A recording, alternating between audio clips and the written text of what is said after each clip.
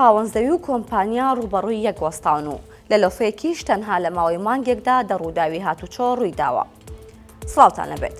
14 ساڵەمەوبەر بڕیار بوو کارگەیەکی چیمەنتۆ لە بەشێک لەسەر زەویەکانی کوشتوکاڵی گوندی چۆڵەمەکی سنووری قەزای بازیان دروست بکرێت، بەڵام بەهۆی کێشەی کۆمپانیا و خاوەن زەویەکان تا ئەمڕۆ داری نەخراوەتە سەربەرد. ئەمڕۆ لە بەردەمەوە بەرهێنانی سلێمانی هەردوولا، واتە خاوەن زەویەکان و ڕێگەپێدراوی کۆمپانیا گرت بوونەوە و ڕوبەڕووی یەکوەستان. ئاراز عەبدوڵڵا پیاوێکی قسەزان و ڕێپێدراوی دانیشتووی گوندی چۆڵەمەکە بە باوەشێک فایلەوە هاتە بەردەم مایکی 1964 و وتی: ئێمە لە گوندی چۆڵەمەک سێ بەرەبابین، 800 دۆنم زەویمان بەناوەیە و تاپۆیە. کۆمەڵێک خزممان ئیمزایان بۆ کۆمپانیای کردووە کارگەی لەسەر دروستکەن. لەلای خۆیەوە دابان ڕەحیم کە خاوەنی ئەو پرۆژەیە کە دەبێت لەسەر ئەو زەویانە دروستی بکات بۆ 1964 وتی: کێشەکە لای ئێمەوە نییە، خاوەن زەویەکان نایەنەوێت بابەتەکە ڕێکاری یاسایی بگرێت.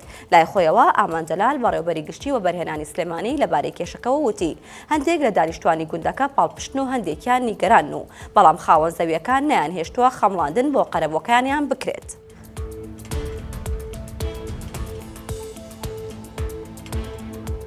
لەسەر ڕێگای گەلی عەلیبەگ لۆفەیەک هەیە بۆ بەمەڵۆزم بۆ شۆفێرەکان و بەناوبانگە کە زۆرترین ڕووداوی تێیدا ڕوودەدات. تەنیا لە ماوەی 29 ڕۆژیش دەڕووداوی هاتوچۆ لەو شوێنە ڕوویداوە.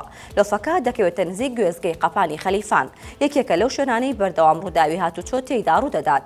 شۆفێران داوای چارەسەر دەکەن و لایەنی پەیوەندیداریش دەڵێت هۆکاری ئەم هەموو ڕووداوە خێرایی شۆفێرانە. سلێمان ڕەسوول شۆفێرەوە بۆ 1964 وتی: پێچەکە زۆر سەختە و پێویستە حکومەت بە بڕێنی شاخەکە چارەسەری بکات و ڕێگەکە فراوان بکرێت. لەسەر ئەو بابەتە مەقتید ئەحمەد قایمقامی خەلیفان قسەی بۆ 1964 کردو دەڵێت ڕاستە پێچەکە سەختە، بەڵام هۆکاری ڕووداوەکان ئەوەیە شۆفێران زیاتر لە خێرای ڕێگەپێدرا و پێچ دەکەنەوە، ئەگەرنا لە ڕووی ئەندازەی هاتوچۆوە گرفتی نییە. لەگەڵەوەی 2 ساڵە دانیشتوانی ناحیەی هەڵشۆ زۆری نەیانڕەتی دەکەنەوە نەود لە حکومەت وەربگرن، بەڵام بۆ ئەوەی ڕۆژ و شەوانی خواردە پلەی ژێر سفری پێبەڕێ بکەن و لەم کەشەدا توانایمانەوە بێ 6 بەرمیل نەوت یان 2 بار تراکتۆر داری وشک بوت دەبێ. ناوچەکە کوێستانە و ماڵەکان پشتیان بە شاخ و کێوەیە کە سەرما هەڵی کرد بە فرهاد بە مانگ و دومانگ تەواو نابێت. زۆرجار نزیکەی 6 مانگ کەشەکە بە ساردی دەمێنێتەوە.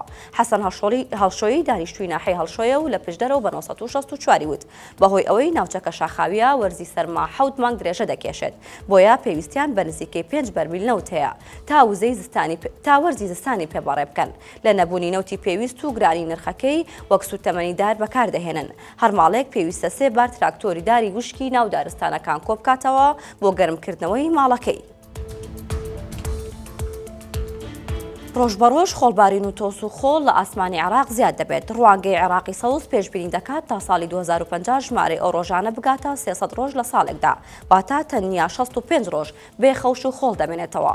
بە پێی راپۆرتێکی ڕوانگەکە دیارە خۆڵبارین و بەرزبوونەوەی تۆز و خۆڵ بۆتە هۆی داخستنی فڕۆکەخانەکان و توشبوونی هەزارەها کەس بە تەنگەنەفەستی لە شەپۆلەکانی نێوان ساڵەکانی 2022 بۆ 2025.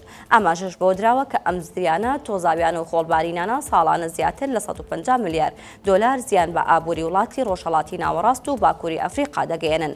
ڕوانگەی عێراقی سەوز ئاشکرای کردووە لە ماوەی 30 ساڵی ڕابردوودا زۆرترین ڕێژەی زریانی لم و تۆز لە پارێزگای زیقار تۆمار کراوە کە گەیشتۆتە 278 جار. لە بەرامبەردا قەزای خانەقین بە کەمترین ڕێژە دادەنرێت کە تەنها 3 جار بووە.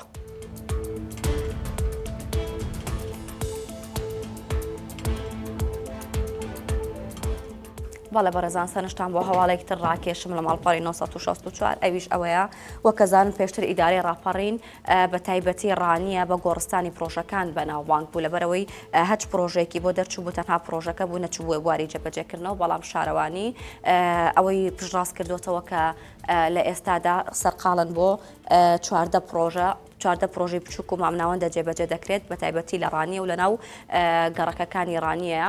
پرۆژەکان بریتێ لە ئاوەڕۆ، سەوزایی و باخچە و هاتوچۆ. ئەم پرۆژانە لە ئێستاە کەوتونەتە بواری جێبەجێکردنەوە و بڕیاریشە پرۆژەکە تا کۆتایی ئەم ساڵ تەواو بکرێت. هەواڵەکانم پێشکەشکردن هەر شاد بن.